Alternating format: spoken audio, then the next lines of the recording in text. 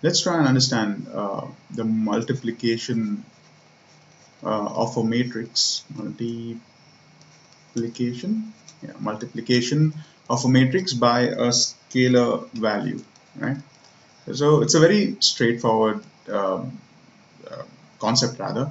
All you need to do is just multiply every element by the scalar value, right? So for example, if I have let's consider matrix A from the previous example again. If I have matrix A which is equal to 5, 4, 3 and minus 2, if I have this as my matrix A, and if I want to find the value of 3 times matrix A, that would be nothing but 3 into every element of matrix A. So that will be